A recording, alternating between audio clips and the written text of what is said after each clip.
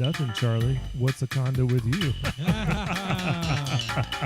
And that's our show for tonight. We'll see you next week. Oh, welcome to the Five Law Bears podcast. Glad to have you here with us this evening. Glad to be here with you after a very strenuous week. If you're not from Louisville, Kentucky, you don't know this, but the entire city is like basically underwater at this moment. We're flooding out. And so hopefully we won't float off during this podcast. Water starts pouring through the basement windows. Get up and leave, gentlemen. Charlie. Yeah, Charlie's. We all float down here. We all float down I here. still haven't seen it. I haven't either. I haven't either. Let's go see it together. Let's not. Well, it's out on video now, isn't it? Yeah. Let's watch it downstairs with John. We can do it after this is over. If you haven't seen it yet. This week's episode sponsored by It. You up for it, Brian, after we get done? Brian, let's watch the clown Well, it's movie. not too late. Yeah, Aaron, you want to let's watch do it? Have you seen it yet? No, I haven't seen it. Oh my goodness, it's full of cussing, but it's wonderful. It's a good movie. Hashtag Baptist Podcast. Don't you have Angel TV or whatever? Do you remember that old DVD player you used to have, and it cut out the cuss words? Yeah, and like substituted like hot dog or something. Get the hot dog out of here. It was horrible. Me and him watch this. Was it your dad? It was his dad and my mom. They did all the voiceovers for it. But it was like we watched Ghost Ship on it one night just to test it out. Oh yeah. And it was like, what are they? Ghost Ship was a bad choice. Yeah. Just in general, not Yeah, because of the cursing. But Oh, it was bad all the way around. There was that great scene in Ghost Ship where everybody dies. Like the wire comes across and goes like, Oh my goodness! It's like, and everybody's like, they fall in half. That's the exact sound they made when they cut in half. the absolute best overdub for TV is Snakes on a Plane. no, actually, there's one better than that. It's Die Hard. Yippee-ki-yay, Mr. Falcon. I think Snakes on a Plane was get these Monday to Friday snakes off this Monday to Friday plane. Yeah, but it's still. I'm sorry, Mr. Falcon was much better. Speaking of Samuel L. Jackson, I watched Kong Skull Island this week. Did you like it? Loved it. I told you it's a great movie. Good movie. Aaron, watch that one. I think If you survive. Aaron Alamal's with us. He is dealing with some physical problems tonight. Aaron, are you there? I'm here, barely. Oh, he's having some difficulty, so we're gonna try Aaron powered through this week just to defend Black Panther. Yes, that's what we're going to be discussing this evening on the podcast is Black Panther. We all have seen it, and there are varying views from There's us. two views. There's you, No. Tim, and Brian, and then me and Aaron. I'm middle of the road. That's what I felt like. I felt Middle. like you and Aaron are on this spectrum. John's here, and Tim and I kind of bridge the gap. See, I feel about Black Panther like Charlie did about Last Jedi. Kind of have that. I mean, like all of us felt about Last Jedi. Well, except for me. Yeah. I'm the only one in the room that I'm the Last Jedi detractor here. I'm the one that says, yeah, it was all right. It was a decent flick. I'm not going to say it right now, but I'm going to say something later on in this podcast that's going to make you all hate me so much. Oh well, okay. Oh, Well, let's just save it to the end. Not the end. Just we'll get to it eventually. But I'm going to. All right, so what we're going to be doing here this evening is we're going to go around the horn like we usually do, and we're going to discuss the Black Panther movie. I will start off with what I think first, because me and Aaron have almost gotten to a virtual over the instant message fist fight this week at one point. I called him out, and I was like, "What do you mean? Just tell me what." He's like, "No, I'm just going to save it. I'm going to save it." Now he's pretending to be sick so he doesn't have to stand up and be part of this. But I'm going to. This is not going to be a popular opinion. Let's have it, John. But I felt that Use the exact words you're looking for, John. I am. I'm trying to put it into words here. Brian wants to say it for you. I felt, and let's just talk about a storyline here. Here Real it quick. goes, folks. Get ready for it. Get ready for it. I felt that I wouldn't go that far. But he's retracted from his well, yes, I know. I had a couple days to smoldering pile of trash. No, I wouldn't go that far. This is Trash can fire. There. Okay, I'll use that. There. I found the story to be boring. I saw nothing in it that I would say was exciting. At least the first 25 minutes of the movie was absolutely a grind for me to get through. I just had there was no connection to it. I just did not care what happened to these characters all that much. Now, in my defense, I really was hyped for this. I really was psyched because I really enjoyed. Sounded like something was crawling. That's the panther That's crawling the across panther the. crawling across the- Aaron's crawling across the floor Aaron's at his like, house. I was very excited about seeing this movie because I was really, I really was big on the Black Panther in Civil War. I really enjoyed that character. I thought it was a great character. Me and my wife, Carla, who is as big a Marvel fan as I am, loved the character. She was big time on it. We're like, oh man, it's gonna be great. They announced a Black Panther movie. We're like, this is gonna be good. Went to see it last Sunday, and I literally, at one point, my Susie had to nudge me because I fell asleep in the first 25 minutes of the movie. So for me, the storyline itself, and we can talk about the characters and stuff as we go around, and if anybody wants to add anything to that, but I just did not find the story to be interesting. Is this going to be a spoiler? Yeah. No, it's Spoiler. we're, Okay. we're totally on. I don't really think there's anything to spoil. Well, that is one of the arguments I heard. That had a discussion with a lady outside the theater as soon as the movie was over, and she said everything was predictable, and I agree. I agree, but it was predictable in a good way. It worked out the way that I wanted it to, so I was okay with predicting it. It didn't bother me. I told Tim my biggest thing with it was I continue to read the reviews. Going into it, it had one of the highest scores ever for a Marvel movie, better than Ragnarok was what the critics were saying. So I went in with that expectation. It to me was not better than Ragnarok. It wasn't bad. It wasn't dumpster fire, but it wasn't that on the same level as that. It was a good movie, told a story. I feel Your the same way. analogy was really good about it, but it just seemed to be that way. I think it was so hyped up. I went into this movie like expecting to just be like blown away, like laughing, crying, hugging people afterwards. It was just I was expecting it to be this amazing film, and I just thought it was a good film. Yeah. And I almost feel like I need to watch it again without overthinking it. Just turn off my expectations, turn off, and just try to enjoy the movie. I think I was watching it with such anticipation of waiting to just be blown away, and I wasn't. Well, I kept waiting for the movie to have that piece that was going to bridge us to Infinity War. Like, how are we progressing the story along? But it was a total disconnect. And this was like a standalone movie. We could have had this movie anywhere in the Marvel universe, and it wouldn't. To me, other than the second end credit scene was the only thing that tied. Right. Whereas previously. Aaron came out of it saying he loved it, right, Aaron? Oh yeah. My theater was going crazy. They were cheering, they were clapping in the middle of the movie.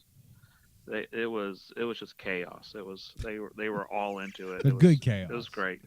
Yeah, it was good chaos. It's kind of, I have that problem with a lot of movies. If I go see a theater and the crowd is really into it, I will love the movie.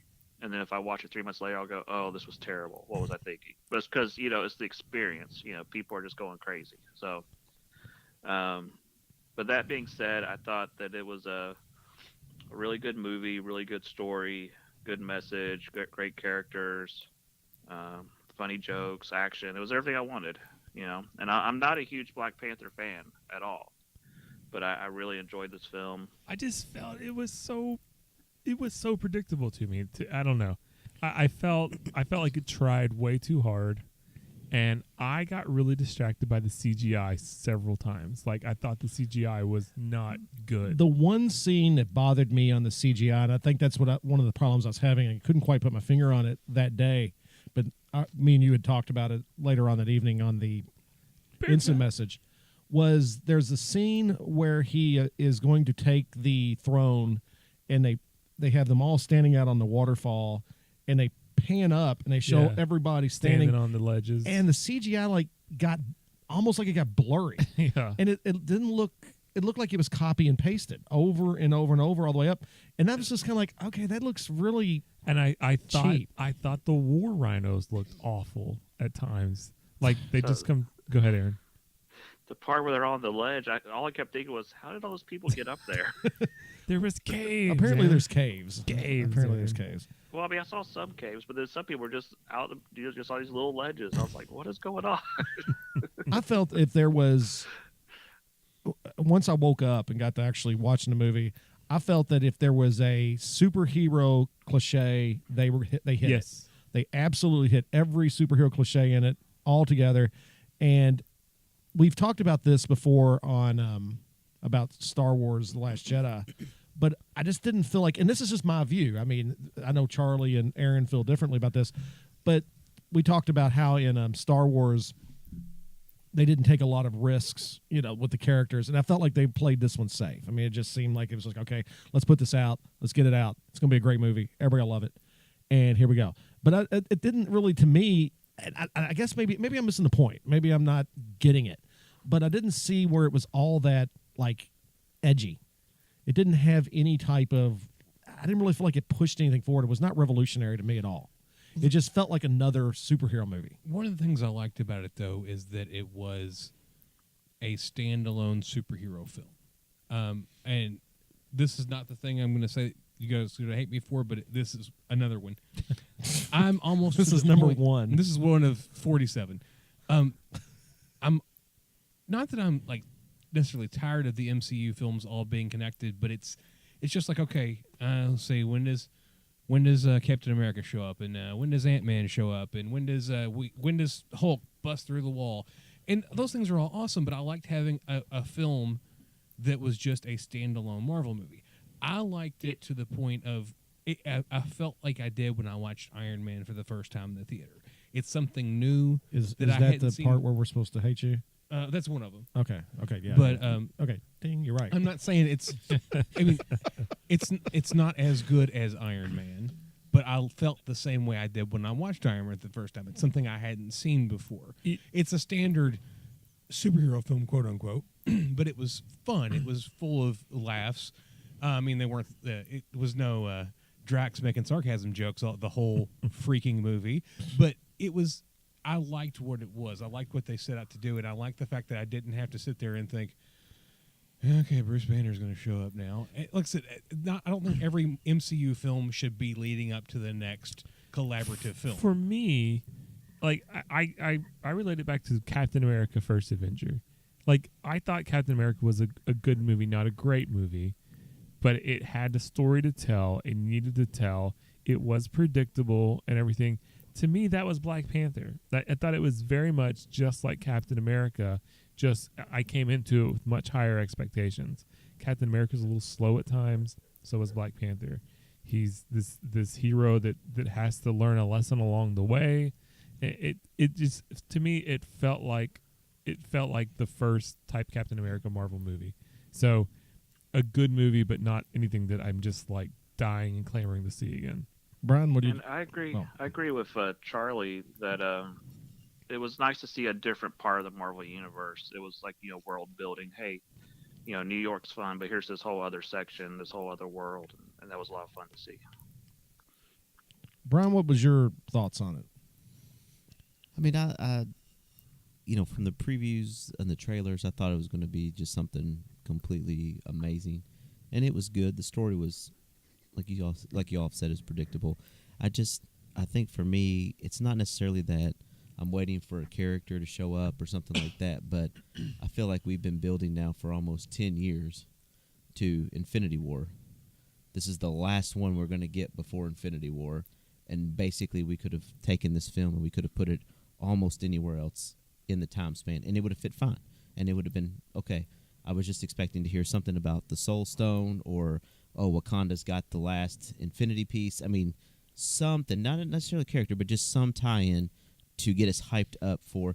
Instead, we get, spoiler alert, we get the White Wolf at the end. We get Bucky back. I didn't even stay for the final. Oh, you missed Bucky. I did. I got up and left. I watched the one. I watched the one after the Which was a terrible tie-in. the fun The middle one. after the fun. I call them the fun credits, and then I left. I was like, no, I'll catch this on YouTube Because if I can. did like, I never say her name right. Black Panther's sister. Shuri. I don't know. Whatever her name was. Shuri. Shuri. Shuri. I did like her character, and that it was really, to me, it was really nice to see that she was right there, almost equal, if you will, in her field of science and technology as he is with his physical abilities.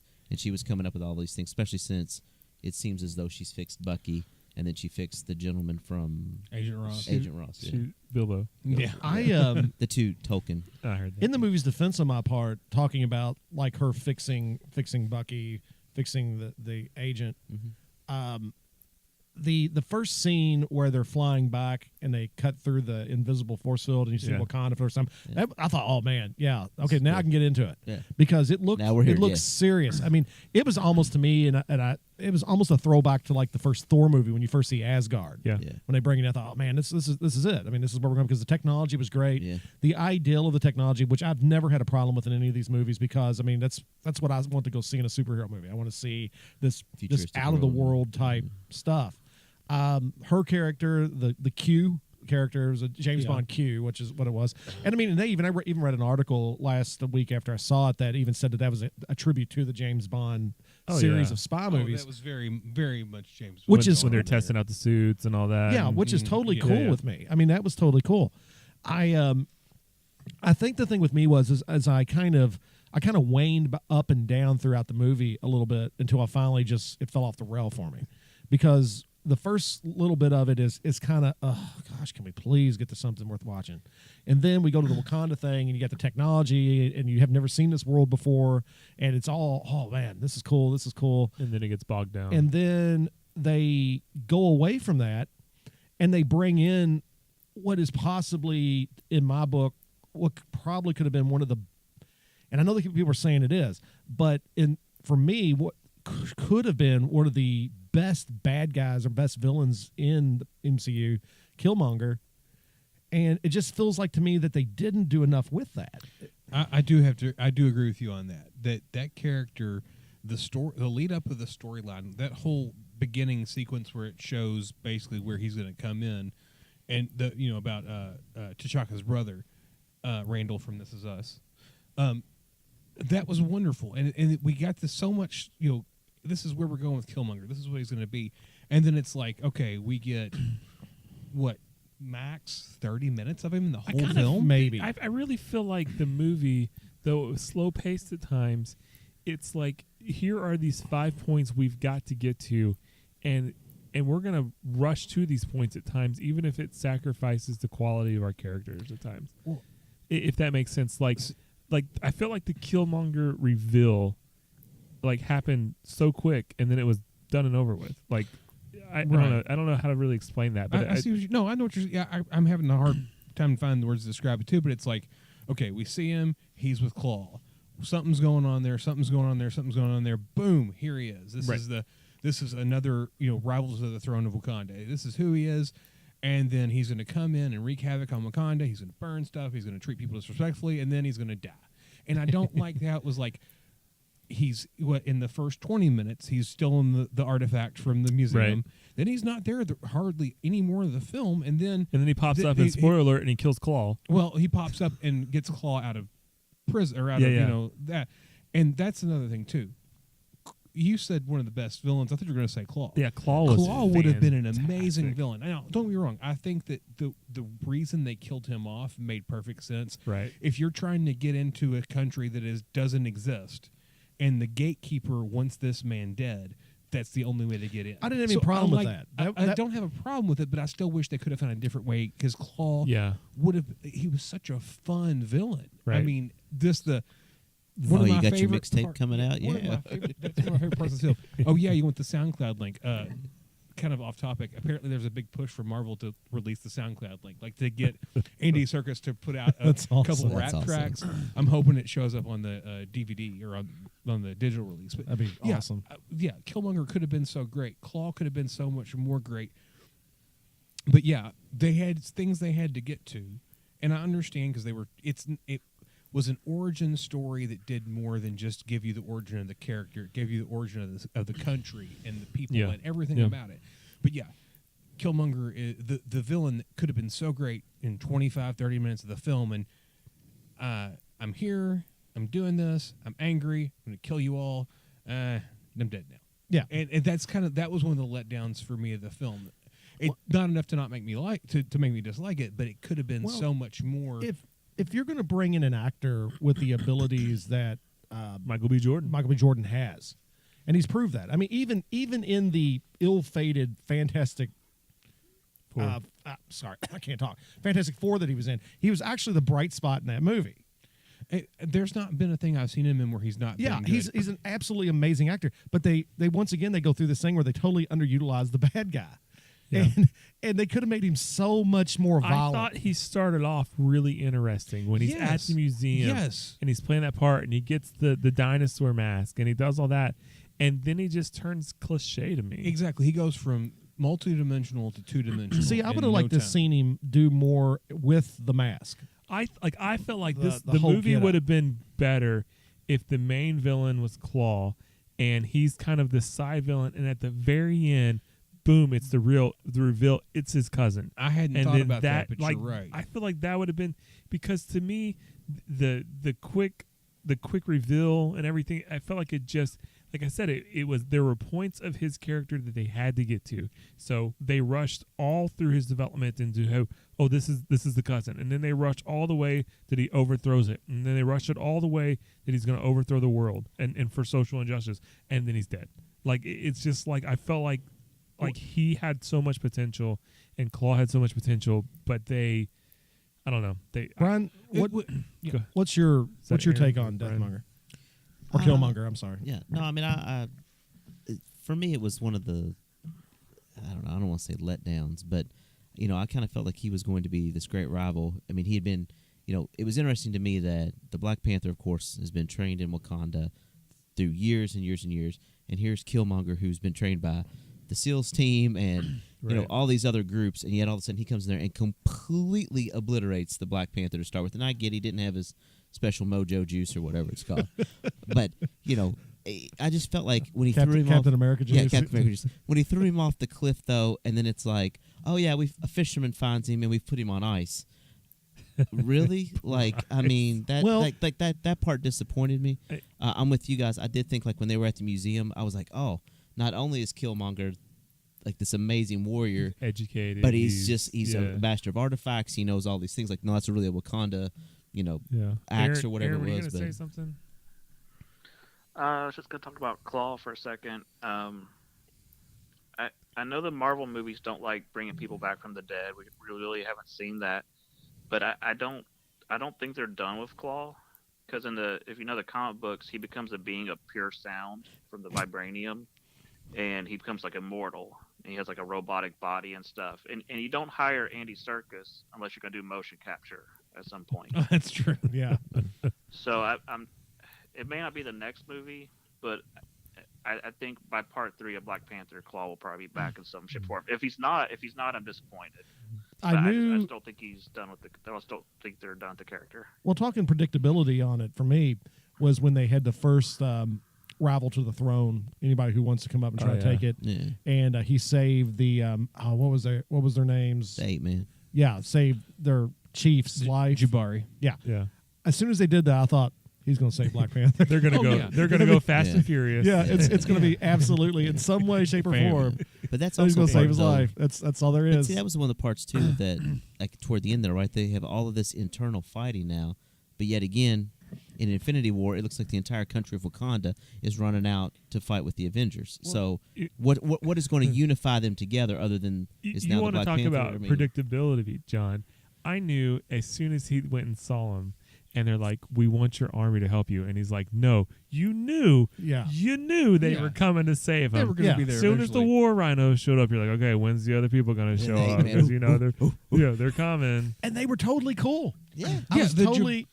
That whole that separatist movement of That the was Jabari cool. people against the rest of Wakanda, I liked that they did that. And like I said, as soon as they even said that in the opening sand credits where they give the backstory of Wakanda, you're like, that was cool. I did The like it. separatists are going to save the day, as they always do in every film. But in the comics, the Jabari, and I can't think of the king's name, but he's Manape in the comics, and basically he is like the recurring villain. Like, he'll fight Black Panther and lose, and then I'll get you one day. I'll be back, T'Challa. Black Panther. Yeah, and that's kind of like some me and some friends at work were talking about it.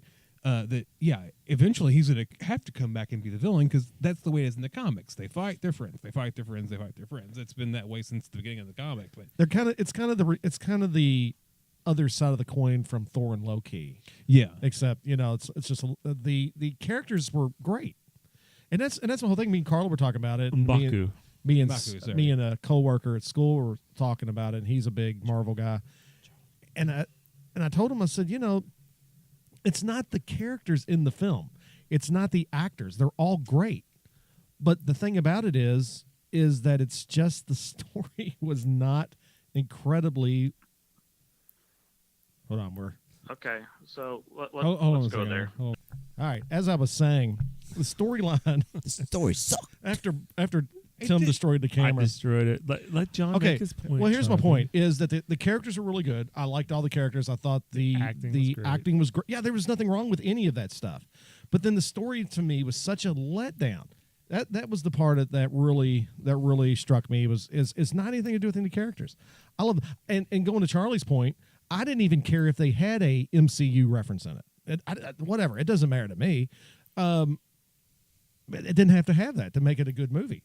But when you have to have your token car chase scene, and at this point you got to have almost the token casino fight at some point, Straight and then out of you a got to James have Bond movie. and then you got to which is fine, but then it was the next, and here we go to the end of the movie, and it's just kind of like okay.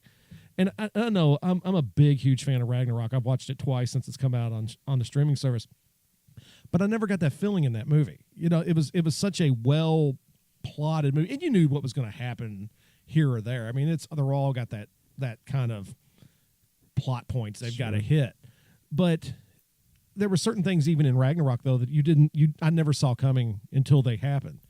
And that's not to really compare the two. I don't think you But you can't compare this. We were having this discussion the night after we went and saw it.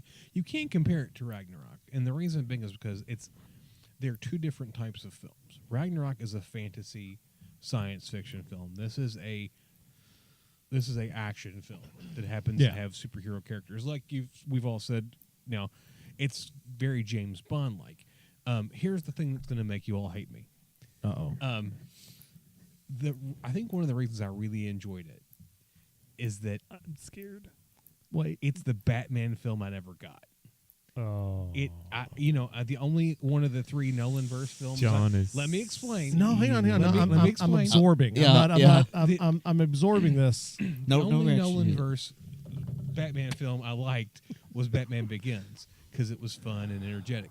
But we never got into like the cool gadgets. We got 3 seconds of like, hey, this thing shoots little batarangs off of it, and that it's like sonar, like a submarine. It'll do good against a cat. Yeah. So I mean that kind of. I needed that kind of tech nerdiness, goodness that I never got in the Batman films. Now, don't get me wrong, I'm not saying it's a Batman movie because it's not a Batman. It's Black Panther. But things that I wanted out of my Batman films that I never got, I got in this movie.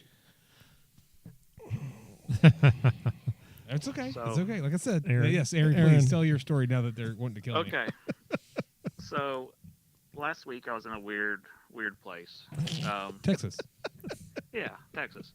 No, I mean, I'm just, there's so much tragedy in the news, and this group hates that group, and whatever, and and it just bugs me all the time that people are always so angry and everything.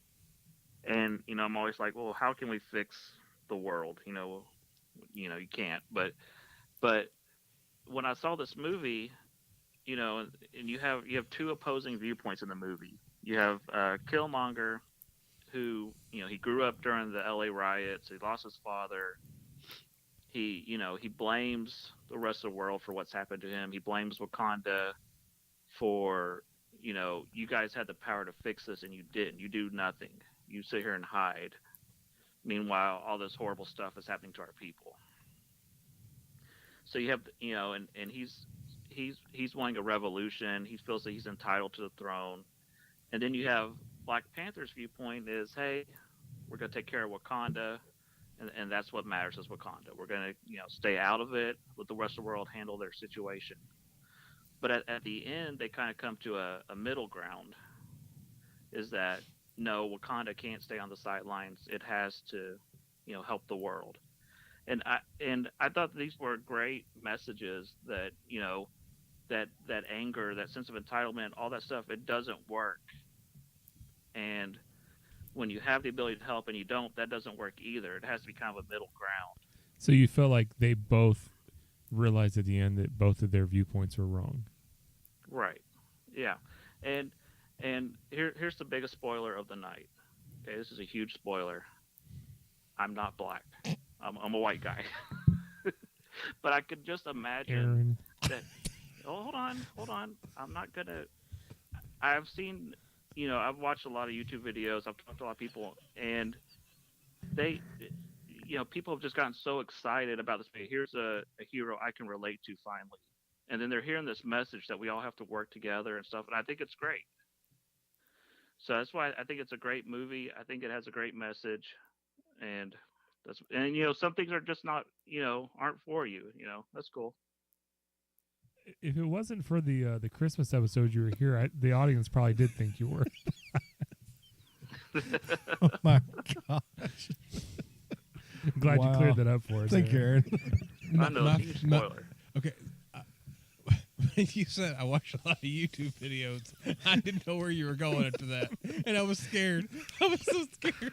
No, I mean I know what Aaron's saying. I had to turn it's Charlie's mic off. It's a good point. Like, not every movie is for us, and we aren't the target audience. But Go ahead. Sorry. But like I felt like there were some powerful messages in this movie, and I don't know. Sometimes I just think superhero movies should just be superhero movies and not try to change the world. I did not have any issue with the message. No. In the film.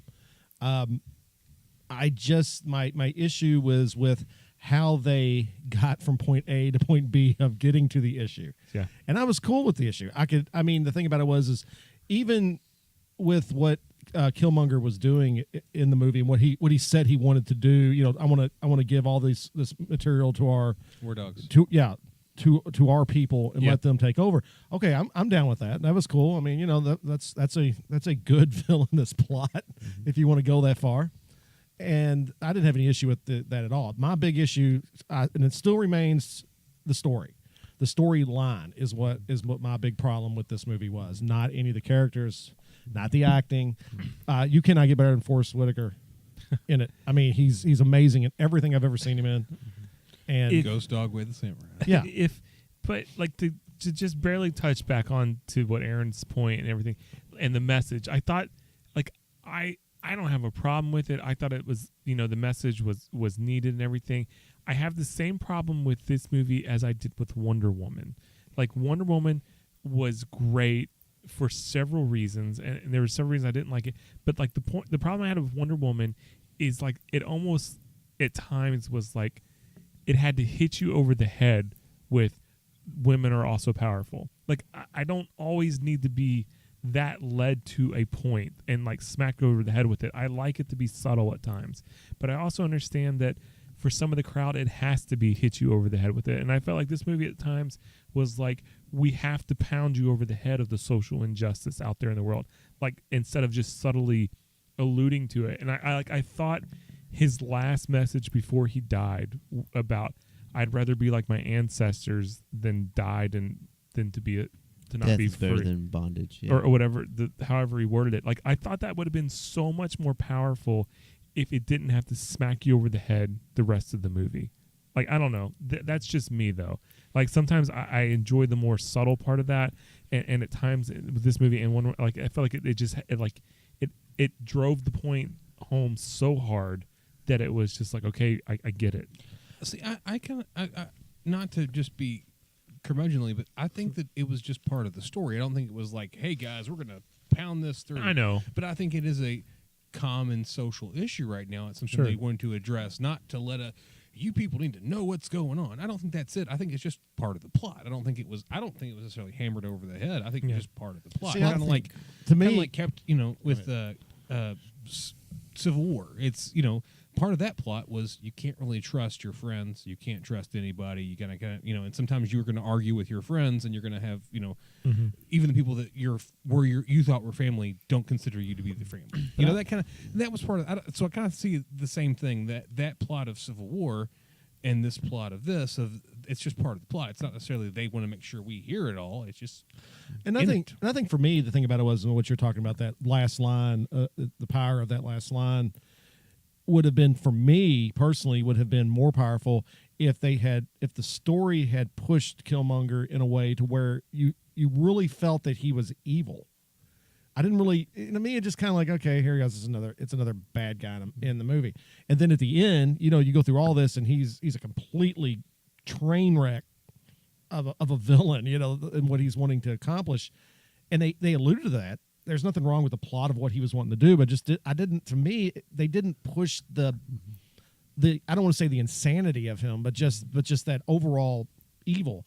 And so then when you get to that point, it would have been awesome to have seen them use that as almost like a softening of that character in his last moments of life before he goes out. I think that's what it was meant to be. Yeah, but Yeah. to me, it didn't play out that way. It was just kind of like, oh, okay. But see, for me, the one thing that I noticed was the parallels between T'Challa or the Black Panther and Killmonger, in that here was two, at one point in time, right, two young children who both idolized their father, who both all of a sudden at different ways realized that the person they had idolized and tried to mimic made terrible decisions, and all of a sudden they both were like, the one, he had no choice, right, because he was, I don't want to be in prison, so I'll take death over bondage. And then T'Challa's like, you know what, Dad, you were more worried about taking care of the people of Wakanda instead of sharing what we had with the world to fix the world. So you're wrong. And to be there in the celestial plane when his dad's like, it's time for you to join me.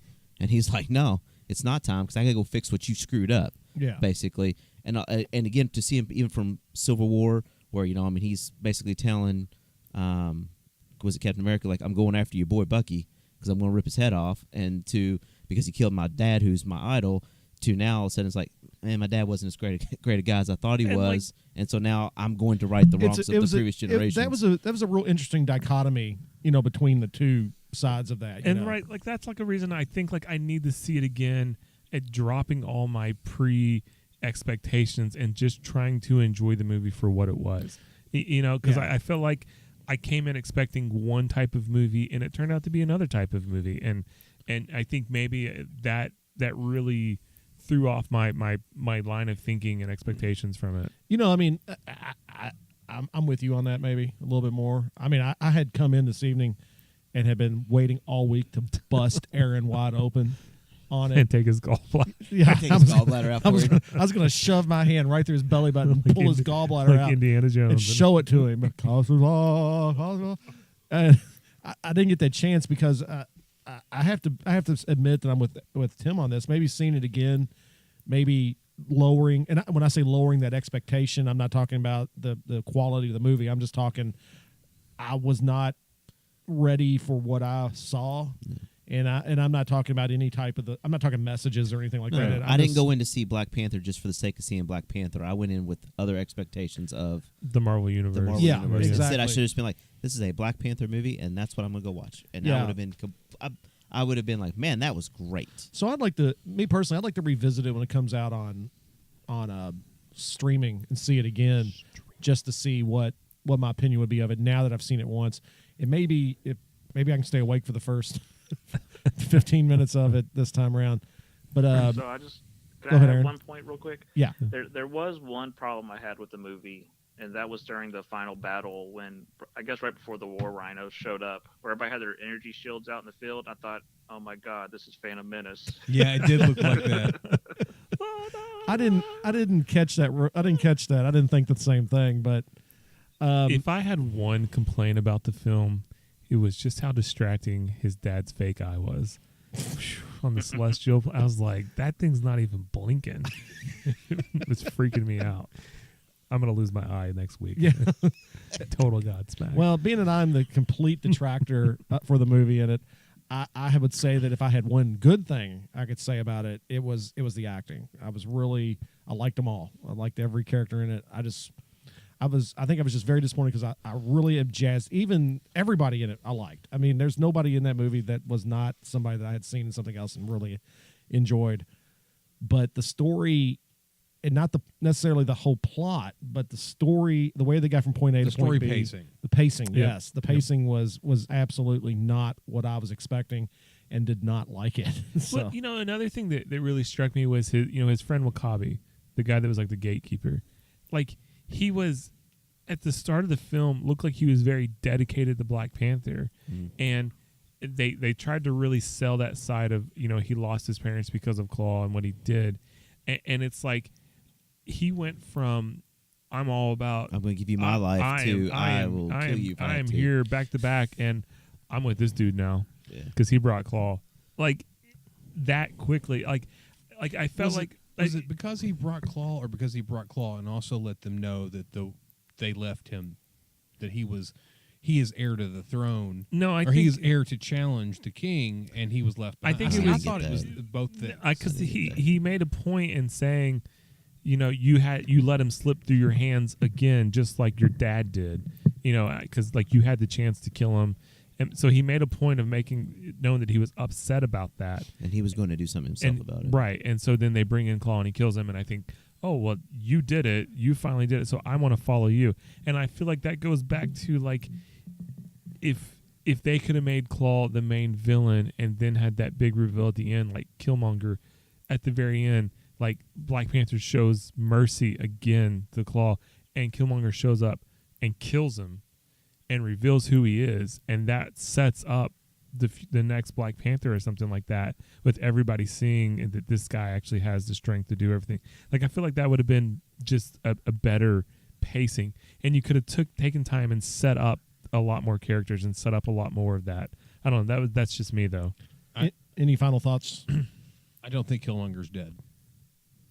Oh, really? Yeah, I feel that with the they could have saved him. Yeah, the heart root in his system, and then once he took the blade out. See, I was waiting for him to actually fall on the blade. That's what I was expecting him to do. But he takes the blade out, the suit sealed back. He still had the suit. I think he's not dead.